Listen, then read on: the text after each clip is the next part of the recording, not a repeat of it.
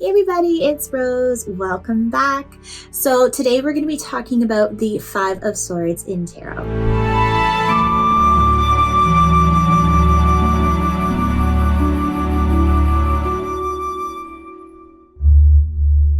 Hey guys, like I said before, today we're going to be talking about the Five of Swords in Tarot.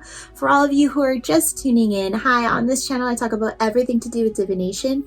Currently we are talking about specifically the cards in tarot decks. So if you have no background in tarot or have no idea what I'm talking about, please go back to my channel or down in the description, and there will be videos that you can watch before this one in my All Things Tarot playlist that will help you understand what we're talking about so you're not lost. But for all of you who have been tuning in every week, today we are doing the Five of Swords in the Minor Arcana. So we are a little under halfway through the sword suit in tarot. So let's get into it. So the last time we spoke about the Four of Swords and how it's about, understanding the heartache and the unrequitedness of that situation that may have brought you heartache, and taking that time to really evaluate and understand why it is you were feeling that grief or that heartache and how to move past it and forward. With the Five of Swords, it's a little bit different. It's more about petty conflict, gossip, or things happening behind your back. As you can see in all these cards, we have people who are turned away, and then you have someone who's trying to hoard all five swords and take them away and run and do what it is they want to do.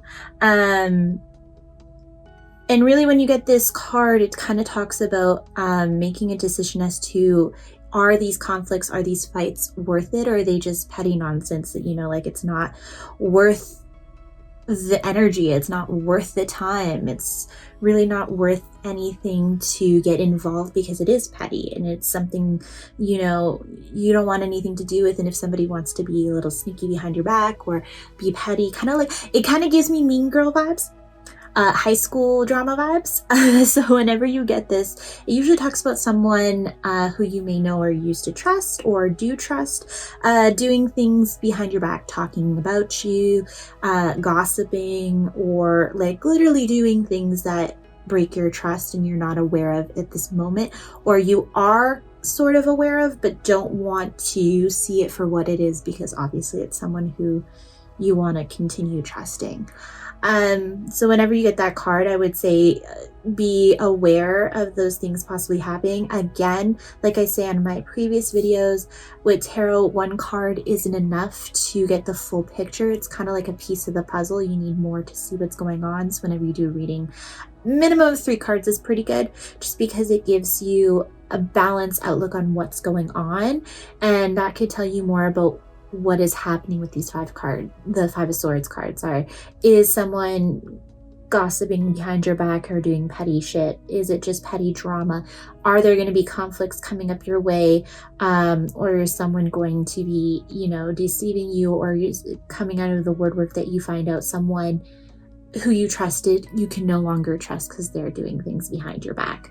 And all the cards surrounding this card would tell you more about that information, but usually when you get this card, it really just does talk about petty conflict coming your way or in your vicinity that may or may not affect you. Usually it does affect you if you're asking obviously about yourself in the reading.